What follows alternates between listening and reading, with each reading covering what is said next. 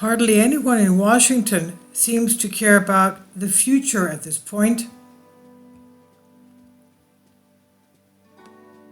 This is by Michael Schneider on the Economic Collapse blog. Our politicians in Washington are literally destroying our future. But do you see anyone out in the streets protesting their calamitous policies? By now, you have probably heard that the U.S. national debt has hit $31 trillion.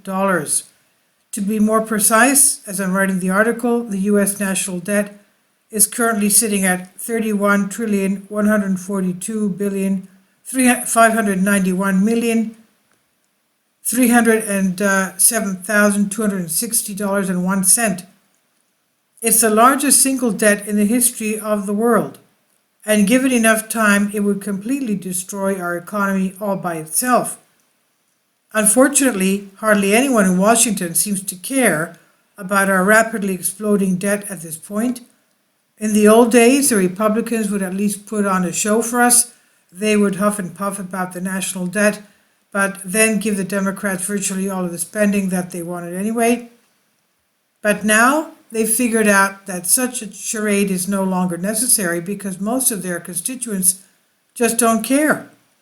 So most of our politicians no longer even pretend to care about fiscal responsibility.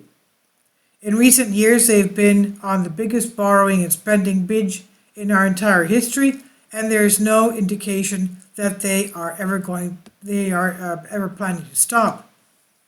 They borrow and spend trillions upon trillions of dollars, and they expect you, your children, and your grandchildren to pay it back.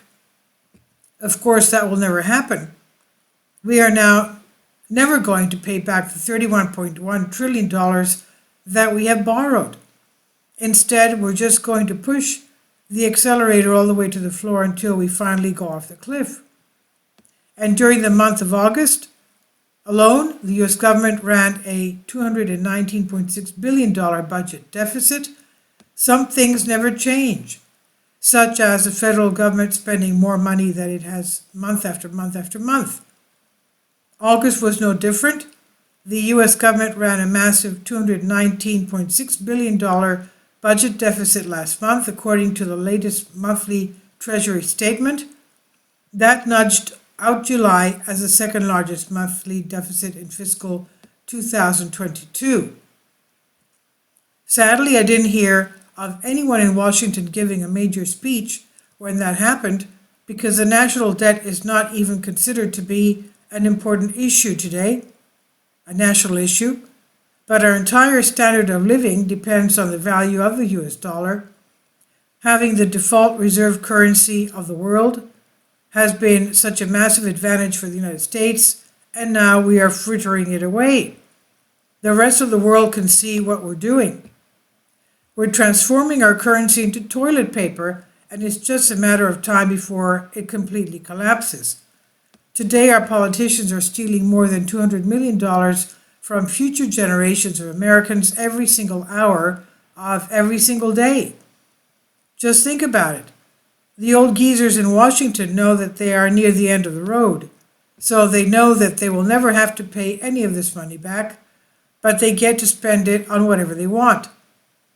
Of course, it was inevitable that all of this borrowing and spending would eventually create rampant inflation, and now we're facing the worst inflation crisis in our history. Yes, even worse than the Jimmy Carter era of the 1970s. The Federal Reserve is rapidly hiking interest rates in a desperate attempt to get inflation under control, but that is causing all sorts of other problems. For one thing, the interest payments on our national debt will soon exceed $1 trillion a year. According to the Congressional Budget Office, this is exactly what will happen. It projects interest payments will triple from nearly $400 billion in fiscal 2022 to $1.2 trillion in 2032. And it's worse than that. The CBO made its estimate in May. Interest rates are already higher than those used in its analysis. Unfortunately, I don't think that the current system will survive until 2032. Previous generations handed us the keys to the reserve currency of the world, and the greatest economic machine that the planet had ever witnessed. Sadly, we took those precious gifts and completely destroyed them. As a society, we have lost all regard for long-term consequences. Let me give you another example. Joe Biden just announced that he will be releasing more oil from the Strategic Petroleum Reserve. At the President's direction, the Department of Energy will deliver another 10 million barrels from the Strategic Petroleum Reserve to the market next month as part of its historic 180 million barrel release the President ordered back in March. And the President will continue to direct SPR, Strategic Petroleum Reserve releases, as necessary. What an incredibly foolish thing to do.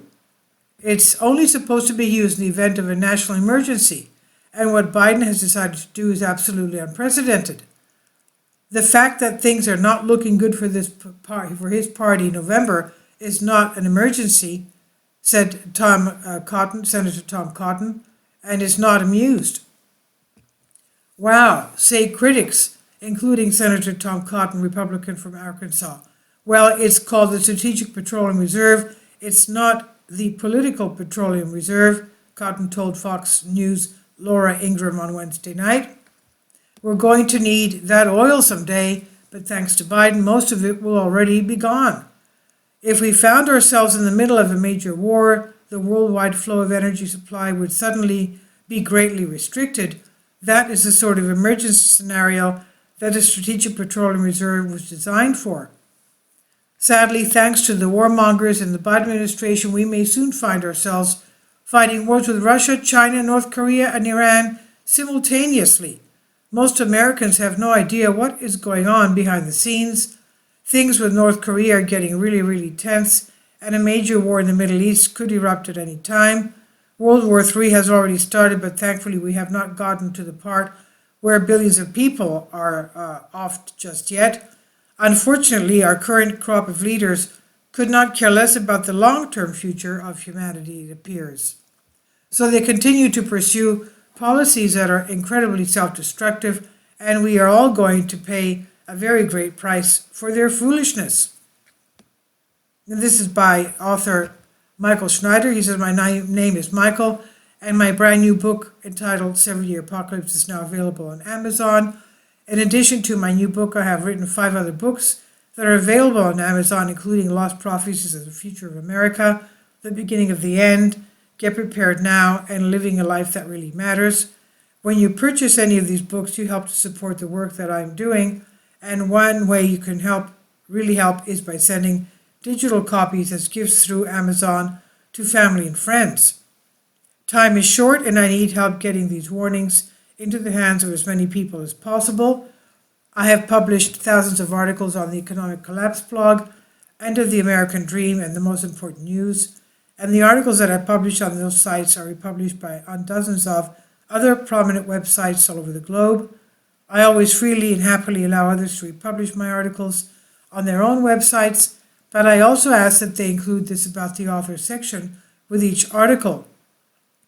The material contained in this article is for general information purposes only, and readers should consult licensed professionals before making any legal, business, financial, or health decisions. I encourage you to follow me on social media, Facebook and Twitter, and any way that you can share these articles with others is a great help. These are such troubling times, and people need hope. John 3:16 tells us about the hope that God has given us through Jesus Christ. For God so loved the world that he gave his only begotten Son, that whoever believeth in him should not perish, but have everlasting life. If you have not already done so, I strongly urge you to ask Jesus to be your Lord and Savior today. And this is by Michael Schneider on the Economic Collapse blog. Please leave your comments. Thank you for your support. Kindly support my Patreon account. The daily posts are 5 videos daily, and they are totally different from what I have on my YouTube channel. Thank you so much for your support and that you find all my content so interesting. You'll find the Patreon account details in the description box below.